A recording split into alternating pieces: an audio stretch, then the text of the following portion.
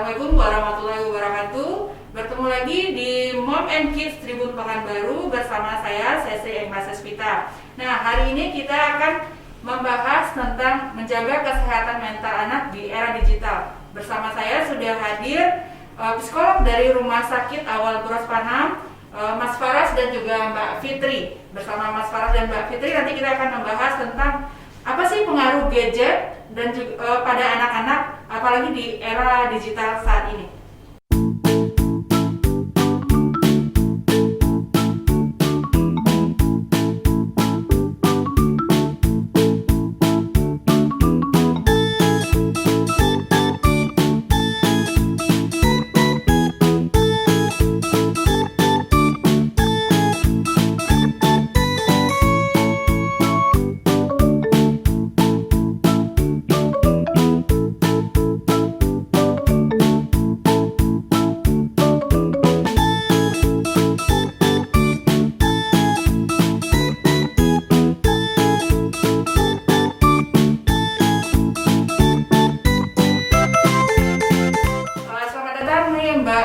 Mbak Fitri dan Mas Faras di studio Mom and Kids Tribun Pekanbaru. Nah, hari ini nih kita akan membahas tentang seputar kesehatan mental anak nih. Apalagi di zaman pandemi virus corona ini kan anak-anak nggak bisa kemana-mana, nggak bisa main di luar, nggak bisa belajar, otomatis mau nggak mau dekat dengan gadget. Nah, hari ini kita akan membahas nih gimana sih pengaruh gadget terhadap psikologis anak. Mungkin Mas Faras dulu atau Mbak Fitri dulu nih yang mau jawab? Boleh Mas Faras. Kalau pengaruhnya nih secara keseluruhan ya pasti berpengaruh ya, karena ada perubahan yang sebelumnya biasanya mungkin kita bisa main-main keluar, terus sekarang kita harus di rumah saja. Nah, tentu ada banyak pengaruhnya. Spesifik untuk gadget ini ada banyak aspek yang bisa dipengaruhi ke psikologis anak tentunya. Pertama mungkin bisa kita bahas ke otaknya mungkin, terkait dengan, ini sebenarnya fisiologis ya kan, terkait dengan struktur otak atau apa. Ini terkait dengan bagaimana kemampuan anak untuk memberikan perhatian. Jadi kalau biasanya kita dulu kan kayak baca buku atau apa segala macam kan, itu bisa pelan-pelan baca. Iya, pegang bukunya dipegang ya kan. Sekarang kita harus beralih di mana kita itu pakai gadget semua, pakai laptop kah, atau pakai komputer, pakai handphone. Nah, itu kita dituntut untuk kayak membaca cepat, terus itu kayak di screening aja semuanya, dilihat secara cepat saja. Jadi itu kayak mengurangi daya atensi anak atau perhatian dari anak, terus daya imajinasi anak juga akan menurun juga di situ. Gitu. Kalau dilihat dari aspek negatif mungkin seperti itu. Nanti selain itu tentu juga ada keuntungannya sebenarnya. Kayak misalnya kemampuan visual spasialnya lah bahasanya, atau daya lihat anak, dimana nanti anak bisa kayak nge-track objek atau mencari objek dengan cepat melalui gadget atau apa, dibandingkan kita yang dulu belum terpapar dengan itu, tentu harus belajarnya juga butuh proses, sedangkan anak dari awal seperti itu. Nah, mungkin sebelum lanjut nih Mas Faras, kayaknya kita ini juga nih, di era digital ini kan mau nggak mau orang tua dan anak nggak bisa lepas dari gadget, komputer, laptop. Tapi sementara tadi kan udah dibahas juga sedikit, disinggung sedikit, ada efek sampingnya gitu kan. Efek sampingnya gimana bisa menyeimbangkan gitu? Menyeimbangkan antara ini ada positifnya, ini ada negatifnya. Nanti jangan-jangan kebanyakan yang efek negatifnya gitu. Iya, jadi memang kan dalam konteks sekarang COVID, apalagi work from home untuk yang dewasa, pembelajaran jarak jauh untuk anak, semua tuh mau nggak mau membuat kita lengket atau dekat banget sama namanya gadget, mau handphone, laptop, device apapun lah seperti itu. Karena memang kita dituntut untuk seperti itu.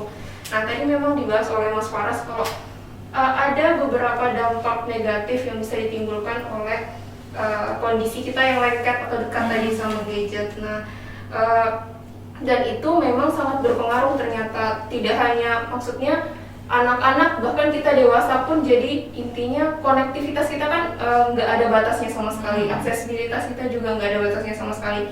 Di tempat kerja kita bisa mengakses grup keluarga di rumah, grup gosip kalau lagi di rumah kita malah ngecek apa info kerjaan. Jadi barrier atau batasan kita sekarang udah kabur gitu loh ceritanya. Nah itu bisa memicu kita untuk stres dan menimbulkan gejala-gejala psikologis lainnya karena nggak ada batasan tadi. Kalau orang zaman dulu kan oke, dari jam 7 misalnya sampai jam 4 di kantor fix urusan kantor aja, selebihnya udah di rumah aja. Nah sekarang kan kondisi itu jadi nggak ada batasnya lagi, sehingga banyak yang kita beralih peran dalam kondisi yang sesaat gitu. Kadang jadi ibu, kadang jadi pegawai, karyawan seperti itu, sehingga untuk psikologisnya pun akan berdampak. Begitupun untuk anak-anak sebenarnya.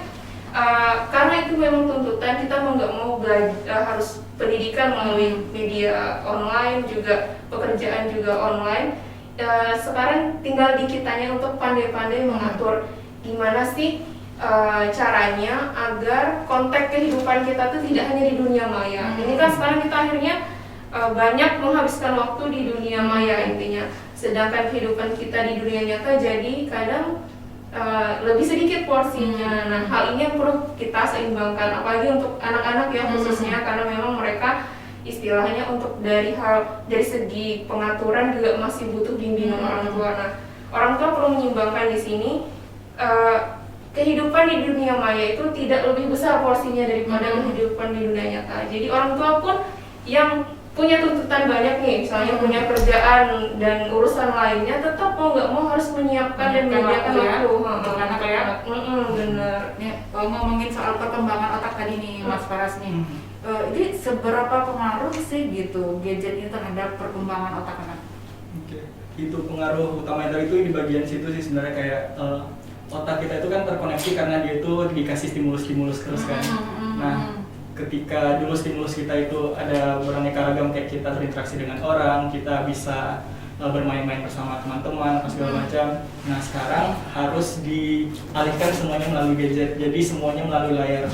Nah tentu itu juga ada pembatasan stimulus di situ, itu yang pertama. Terus itu tadi kayak daya imajinasi kita berkurang di situ, dimana kita inginnya yang serba cepat saja kan, kayak cari apa, diketik, langsung keluar, terus langsung dari, terus kalau misalnya dulu kan kita baca dulu, terus kita bayangkan ini kayak gimana ya jadinya nanti, terus kita cari lagi atau gimana. Jadi perubahan proses itu tentu akan berpengaruh juga nanti dengan perkembangan anak-anak gitu. Jadi sebenarnya selain gimana caranya bisa memaksimalkan perkembangan anak itu, sementara kita dihadapkan dengan era digital ini gitu kan. Oke. Kalau gimana caranya, ini balik lagi nggak bisa hanya tergantung sama anaknya aja. Jadi ini memang suatu hal yang kompleks. Jadi ini terkait juga dengan peran keluarga, peran kebijakan-kebijakan juga dari luar. Tapi yang bisa dilakukan mungkin hubungan dari anak dan orang tua dulu. Dimana kan orang tua yang banyak berinteraksi dengan anak. Orang tua diharapkan juga realistis melihat kondisi saat ini, dimana memang banyak dialihkan ke gadget semua. Yang pertama, terus tetap tenang ketika menghadapi anak, jangan langsung kayak ketika anak main gadget terlalu banyak malah kayak langsung dimarahin. Oh iya, kayaknya saya. Padahal memang kondisi sekarang kan yang menuntut seperti itu. Jadi itu tadi yang realistis. Kemudian coba pahami kekecewaan mereka, di mana mereka mungkin memang pengennya main keluar atau apa, tapi dengan kondisi sekarang kan nggak bisa. Coba coba pahami, tanyakan apa kamu lagi sedih ya, kamu kecewa ya dengan keadaan seperti ini atau gimana. Jadi ada pola interaksi atau komunikasi yang terbangun juga di situ. Kemudian itu coba atur jadwal bersama dengan anak. Antara orang tua dengan anak gitu ya. Jadi kan kita kan ini seolah kayak sekolah pun juga dipindahkan ke orang tua semua. Tapi kan latar belakang orang tua juga beda-beda, nggak bisa menguasai semua mata pelajaran sekolah juga kan sebenarnya. Jadi setidaknya peran orang tua sebenarnya bukan menjadi guru, tapi kayak bantu dia mengatur jadwal, bagi waktu untuk kapan aktivitas bersama keluarga, kapan harus belajar, waktu-waktunya jangan sampai terlalu banyak belajar atau terlalu banyak bermain gitu. Diatur waktu itu sih. Nah, ini sebagai orang tua nih, ada gimana sih cara mendeteksi atau mengetahui kalau anak kita nih, oh ini kayaknya mengalami sesuatu, ada gangguan, entah itu memang karena gadgetnya atau karena masalah lain. Oke, kalau cara mendeteksi mungkin bisa kita sebagai orang tua, kita mau nggak mau meningkatkan dari observasi kita, kemampuan observasi kita. Kadang orang tua kan karena memang tuntutan terlalu banyak, perubahan-perubahan yang terjadi pada anak justru terskip gitu. Oh, nggak apa-apa, ya nggak apa-apa kayak gitu. Padahal di saat-saat seperti itulah peran orang tua mampu mendukung dan mendeteksi ada yang salah nggak sih dengan anak. Nah, terkait dengan penggunaan gadget, misalnya untuk gangguan internet addiction, misalnya adiksi terhadap internet, orang tua bisa mulai melihat nih kondisi ketika kalau orang-orang punya kecanduan terhadap internet kan artinya memang keinginannya untuk mengakses internet itu besar, lebih dari kita rata-rata seperti itu, dan terjadi perubahan mood kalau dia nggak dikasih internet, bisa ngamuk, marah kayak gitu, atau justru diam aja di rumah nggak ngapa-ngapain gitu, moodnya jadi negatif kalau nggak ada internet kayak gitu. Terus juga adanya konsekuensi negatif yang diabaikan. Nah, misalnya ketika kita mamanya nih udah jangan main gadget dulu, udah marah-marah tapi dia tetap aja memprioritaskan gadgetnya gitu. Nah, itu juga udah tanda-tanda kita, oh kok anak saya lebih memprioritaskan gadget ya daripada saya padahal udah marah-marah gitu misalnya. Nah, masih terabaikan sama anak kayak gitu. Kemudian dari segi perilaku juga, jam tidur misalnya jadi berantakan, sampai malam malah main game online gitu. Pola makan juga jadi nggak teratur, udah makannya nanti di skip malah main gadget gitu. Ini dalam konteks untuk internet addiction ya, yang mana penggunaan internetnya untuk entertainment, jadi akses sosial media, kemudian game online seperti itu, bukan untuk PJJ seperti yang sekarang. Nah, kalau udah kayak gitu nih, apa yang harus dilakukan oleh orang tua? Udah kayaknya udah mulai sadar nih ya, apa langkah apa yang harus diambil oleh orang tua untuk mengatasi anak ini? Oke, kalau langkah dari orang tuanya mungkin itu tadi yang mengenal itu tadi. Nah, ketika sudah kenal itu, coba lihat nih apakah dia bisa menangani sendiri atau memang butuh bantuan profesional. Nah, ketika membutuhkan bantuan profesional, nggak apa-apa kok datang ke psikolog atau ke psikiater mungkin. Jadi nggak perlu takut ya. Ya, soalnya kan kebanyakan, apalagi buat kebanyakan orang saya sendiri lah ya, kalau menemui psikolog tuh kayaknya aduh gimana gitu ya, sakit jiwa. Jadi sebenarnya nggak perlu saya takut paranoid gitu ya. Sebenarnya kayak datang ke psikolog atau ke psikiater itu nggak harus sampai benar-benar gangguan gitu. Biasanya tuh kayak misalnya kan kita tahu apakah sudah ini udah nggak nyaman nih dengan diri sendiri nih, kayak kok pekerjaannya jadi terganggu ya, atau kok sekolah anak jadi nggak ada masalah sepertinya gitu, atau mungkin kayak ini kok aktivitas fisik kok agak berturun ya, kayak misalnya nggak mau keluar, diam di rumah aja, atau mungkin juga secara emosional jadi kayak mudah tersulut atau apa. Nah, itu sebenarnya udah bisa kayak ini aku butuh bantuan profesional kira-kira nih gitu. Nah, ngomongin soal internet addiction tadi, nah itu sebenarnya kalau untuk anak-anak ya, khusus anak-anak rata-rata itu dibolehkan mengakses gadget lah. Gadget itu berapa lama? Terus di umur berapa sebenarnya boleh mereka tuh dikasih gitu? Atau boleh nggak kita misalnya bareng orang tua aja gitu? Kalau gitu gimana? Jadi memang ada sebenarnya dari WHO panduan untuk screen time, waktu untuk menghadap screen bagi anak-anak gitu kan. Jadi memang rekomendasinya adalah untuk anak usia 0 sampai 2 tahun tuh sama sekali nggak usah ada, sama sekali nggak usah ada gadget sama sekali. Memang tidak disarankan mereka berhadapan, entah itu mau nonton TV, mau lihat YouTube gitu, apalagi udah mulai ngotak-ngatik sendiri. Kalau bisa sama sekali nggak ada waktu untuk nol sama sekali untuk berhadapan, walaupun bareng orang tuanya gitu. 0 sampai 2 tahun ya. 0 sampai 2 tahun itu kalau bisa betul-betul tidak ada gadget sama sekali. Karena memang di saat-saat itu anak justru membentuk kelekatannya padahal yang disenangi seperti itu. Kalau di usia segitu kita sudah membangun kelekatan dengan gadget, nanti sampai usia selanjutnya udah tertanam kalau gadget ini pasti menyenangkan gitu. Nah, di usia itu harusnya kelekatannya sama orang tua, sama kakaknya, adiknya, kakaknya seperti itu. Nah, jadi memang untuk screen time 0 sampai 2 tahun kalau bisa nggak sama sekali ya. Nggak sama sekali. Nah, kalau usia 3 tahun itu boleh tapi tidak lebih dari 1 jam. Mungkin untuk video call misalnya ayahnya kerja di mana kayak gitu. Nah, untuk membangun komunikasi dengan orang tua yang jauh misalnya boleh video call tapi tidak lebih dari 1 jam itu tadi gitu. Itu dari WHO sendiri memang mengatur screen time untuk anak baiknya seperti apa.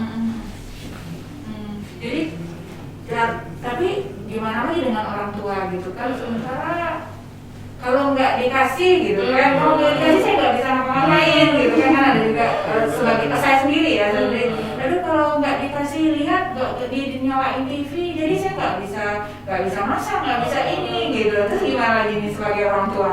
Sebenarnya memang perlu ketegasan dari orang tua sih terkait hal ini, karena emang dampaknya memang kurang baik bagian ketika itu dipaparkan lebih dari jam yang ditetapkan itu tadi, kan itu juga didasari atas riset-riset atau penelitian juga kan.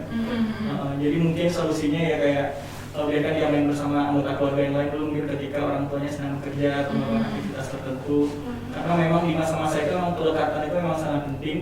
Soalnya ketika dia dibiarkan tidak lekat dengan figur-figur terdekatnya, kedepannya itu dia akan merasa asing dengan figur-figur tadi, sama ayahnya merasa asing, sama ibu merasa asing.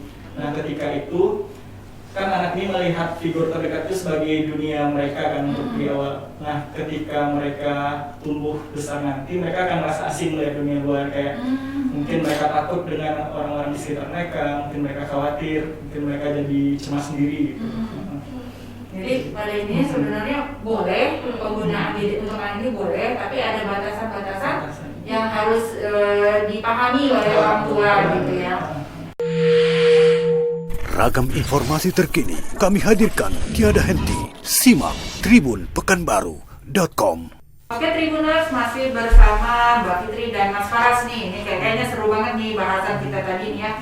Dan mungkin bisa ditambahin lagi nih Mbak Fitri dan Mas Faras nih, gimana sebagai orang tua menghadapi anak yang muda mungkin sudah mulai gak nyaman nih karena dimarahin, karena dia masih ingin main dengan gadgetnya, mengakses entertain di gadgetnya nih. Orang tua gimana nih, padahal udah mau marah nih ya gitu kan, udah mau marah tapi anaknya masih tetap ngotot. Nah gitu, ini apa yang harus dilakukan orang tua? Gimana cara orang tua, mungkin bisa jadi tips juga nih untuk mom di rumah nih, gimana cara orang tua mengontrol emosinya berhadapan dengan anak gitu.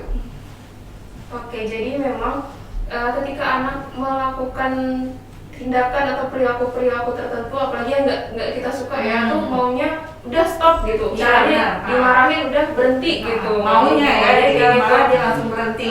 Padahal mekanisme mental anak tidak seperti itu. Ketika dia melakukan sesuatu atau bertindak di luar yang kita inginkan, pasti ada sebab-sebabnya, dan disitulah memang pola asuh kita tuh berpengaruh gimana cara kita berkomunikasi kepada anak. Anak tuh pengen ditanyain, oke, kamu kenapa seperti ini? Apa yang kamu rasakan sekarang? Sedihkah, marahkah, kecewakah, atau lagi apa seperti itu? Sosok orang tua yang idealnya hadir dalam konteks seperti itu, membuka komunikasi pada anak, dan anak diberi kesempatan untuk menjelaskan kondisinya seperti apa. Namun kan memang agak susah ya nih, apalagi orang tua zaman sekarang di otak itu banyak sekali tuntutan yang harus dikerjakan. Mau nanya-nanya tuh susah loh mbak gitu. Belum lagi kalau anaknya nggak merespon, diam aja kayak gitu. Nah itulah tantangannya memang jadi orang tua.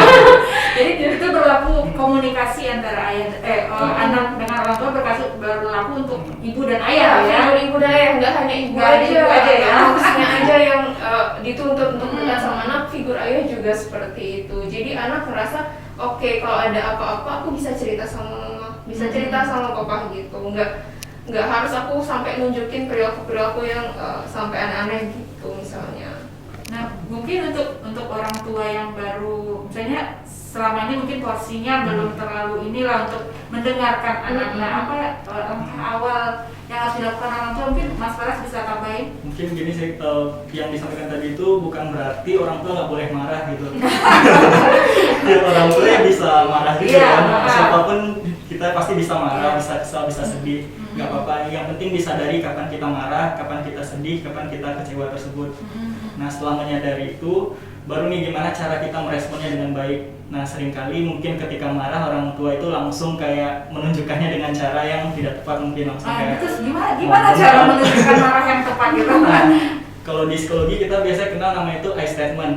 Jadi kayak menyampaikan sesuatu secara asertif tanpa menyerang pribadi dari anak tersebut. Jadi menyerang pribadi itu maksudnya kayak kamu ini nakal, saya lihat gitu biasanya langsung langsung kayak dicap sama anak, aduh aku ini nakal ya, padahal kan ya memang situasi tersebut dia tujuannya nggak pengen nakal sebenarnya, tapi karena kita udah ngecap nakal dia udah merasa nakal atau gimana.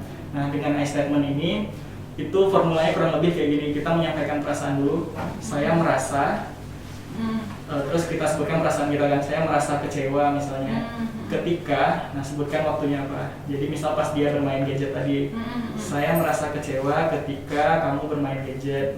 Nah harapannya apa nih ke depan? Jadi saya berharap ke depannya kamu gini. Saya berharap ke depannya dikurangi waktunya atau gimana. Nah dari situ kan artinya kita nanti mencoba membangun pola komunikasi. Nah ketika seperti itu anak jadi juga belajar empati. Jadi anak tahu nih apa yang dirasakan orang tuanya. Terus apa harapan dari orang tuanya. Nah dari situ nanti anak juga bisa merespon, ya aku juga merasa kayak gini mah, apa gitu kan. Jadi ada pola komunikasi di situ sehingga nanti bisa mungkin membentuk kesepakatan bersama mungkin dari situ. Dialognya jadi dua arah gitu. Itu sebenarnya mestinya orang tua mulai membangun komunikasi yang seperti itu tuh sejak anak usia berapa? Sejak dari dini sih, sejak Anak udah mulai mengerti. Kalau sekarang kan apalagi karena dengan remaja mungkin agak susah gitu kan. Itu gimana lagi tuh? Justru sebenarnya sama remaja kita perlu menerapkan aplikasi dari statement tadi, karena kadang tuh ketika kondisi marah kan semua yang negatif tuh keluar emosi kita. Kamu nih bandel banget, kamu udah capek kerja, malah kekerjaan. Kamu udah ngurus ini ngurus itu, nah malah urusan kita yang kita sampaikan gitu. Padahal di masa remaja itu juga masa-masa pencarian jati diri juga kan, terus juga yaitu mereka merasa dicap di label itu malah makin nempel gitu. Isi pesan kita jadi nggak tersampaikan ketika kita marahnya melakukan emosi negatif tadi.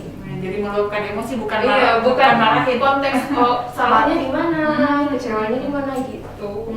Bahkan pola komunikasi seperti tadi itu pun dari bayi pun nggak apa-apa untuk dibangun, maksudnya untuk kayak biar anak terbangun kelekatan ini, pas anak nangis ya diajak ngobrol gitu juga nggak apa-apa, kayak kamu lagi sedih ya, sedih kenapa atau apa. Jadi pelan-pelan juga koneksinya atau ikatannya itu juga terbangun dari bayi tersebut. Ikatan antara orang tua dengan anak itu sebenarnya ya yang harus dibangun sejak dini gitu. Nah kalau anak-anak nih, anak-anak sudah kecanduan, nah kita bilangnya kecanduan boleh nggak sih? Nah kalau sudah kecanduan dengan gadget, ini apa yang harus dilakukan oleh orang tua? Terus kapan orang tua harus menemui tenaga profesional? Oke, kalau ditanya kapan itu ketika orang tua udah merasa ada yang berubah sama anak, entah itu perilakunya tadi misalnya makan tidurnya mandinya jadi nggak benar, terus waktu di depan gadget untuk entertainnya jadi berlebihan. Faktor resiko yang meningkatkan itu lebih dari 3 jam untuk mengakses sosial media. Jadi kalau anak udah dia nih tiap hari lebih dari 3 jam untuk sosial media, toh itu udah ada faktor resiko untuk dia arahnya ke kecanduan internet gitu. Jadi kita aware juga nih apa sih gejala-gejalanya. Nah tadi juga kayak konsekuensi negatif sudah tidak peduli lagi dia, kita udah marah-marah juga nggak peduli. Kemudian ketika anak juga moodnya jadi negatif terus ketika nggak dihadapkan sama internet, itu orang tua udah mulai aware. Anak saya ada yang berubah nih dengan perilakunya. Bisa ditangani dulu mungkin dari orang tua dengan cara misalnya bangun komunikasi tadi ya, dibuka lagi. Kamu sekarang kenapa sih? Karena di internet kan banyak hal yang tidak bisa kita kontrol. Bahkan cyberbullying juga, bullying di internet. Kemudian itu tadi kecanduan game online atau sosial media. Nah di situ kita buka lagi kepada anak, apa yang terjadi sih, apa yang dirasakan. Nah ketika memang dirasa sudah tidak, orang tua tidak mampu lagi untuk menghadapi kondisi tersebut, silakan aja datang untuk ke psikolog gitu, untuk konsultasi, ceritain masalahnya. Di situ kita bisa lebih jelas melihat jalannya, kenapa sih kayak gini gitu, apa yang harus diberikan seperti itu. Di Rumah Sakit Awal Bros Panam ada klinik tunggu kembang anak. Bisa konsultasi ke sana juga berarti ya? Bisa banget. Jadi ini kalau di klinik tunggu kembang anak Rumah Sakit Awal Bros Panam nih ada layanan apa aja nih? Kalau di klinik tumbuh kembang anak di Awal Bros Panam itu ada beberapa layanan, misal kayak dari tes IQ, kemudian tes minat bakat, kemudian ya khusus untuk masalah-masalah juga bisa untuk konsultasi juga di situ. Juga ada terapi perilaku, terapi bicara, juga ada layanan dokter anak juga lengkap sih kalau dan untuk lengkap ya. Itu di prakteknya setiap hari buka klinik. Kalau psikolog itu Senin sampai Sabtu kita ada. Berarti kalau misalnya ingin mengetahui perkembangan anak, sekedar konsultasi aja bisa berarti ya? Nggak mesti tunggu ada gangguan dulu. Benar, justru lebih cepat lebih baik Lebih kita cepat sadari. lebih baik gitu ya. Oke, mungkin Mas Faris atau Mbak Fitri bisa tambahin tips buat orang tua di rumah gimana menghadapi anak yang di era digital ini untuk supaya aman psikologis dan mentalnya. Oke, untuk beberapa tips mungkin tadi juga sebenarnya udah tersampaikan ya. Jadi intinya kita bisa menetapkan kesepakatan kapan anak boleh main gadget, dalam konteks apa, pada jam apa saja, seperti itu. Kemudian ada tips selanjutnya itu detoksifikasi gadget. Jadi dalam 1 minggu itu kita bisa sediakan 1 hari bebas gadget gitu. Anak dan orang tua melakukan aktivitas bersama, entah itu berkebun lah, masak bareng lah, main sepeda bareng kan. Nah, jadi dalam sehari itu kita bebaskan dari gadget kalau bisa. Kemudian, nah yang paling penting itu anak itu sifatnya modeling, dia merekam apa yang dia lihat. Kadang tuh kita marah-marah dia, kok papa pakai gadget terus sih gini-gini, tapi mamanya sambil megang gadget gitu. Itu kayak saya banget. Kayak saya banget gitu. Jadi apa yang kita sampaikan tuh juga harus sesuai dengan apa yang kita lakukan gitu. Jadi kok mama marah-marahin ke aku sih, padahal papa juga kayak gitu misalnya. Iya benar. Mungkin Mas Faras bisa tambahin yang lain? Ya, mungkin menekankan poin yang sebelumnya juga udah dibahas tadi sih. Yang pertama itu ya realistis dengan keadaan saat ini. Kemudian yaitu ya orang tua juga harus paham nih dengan keadaan sekarang ini apa yang bisa dilakukan, yaitu tadi kayak bagi waktu dengan baik dengan anak, terus yaitu luangkan waktu untuk bersama. Terus benar kata Fitri tadi, orang tua juga harus konsisten dalam menerapkan pengasuhan ke anak. Anaknya dilarang kayak gini, cuma orang tuanya juga melakukan itu, ya jadi anak bingung nih harus ngikutin yang mana. Nah, kurang lebih kayak gitu juga sih. Jadi emang harus konsisten dan juga bonding, ikatan antara orang tua dengan anak. Perkembangan anak adalah momen yang paling penting bagi setiap orang tua, baik secara fisik maupun mental. Apalagi di era digital saat ini, orang tua harus hadir untuk bersama dengan anak dalam menjalani segala aktivitas. Terima kasih Mas Faras dan juga Mbak Fitri sudah hadir di Studio Tribun Pekanbaru dan di program Mom and Kids Tribun Pekanbaru ya. Jangan lupa Tribuners saksikan Tribun Pekanbaru News Update setiap pukul 5 dan juga follow sosial media Tribun Pekanbaru, YouTube channel Tribun Pekanbaru, Instagram dan juga Facebook. Saya Sestri Engla Sespita pamit. Terima kasih sudah menonton acara Mom and Kids Tribun Pekanbaru. Assalamualaikum.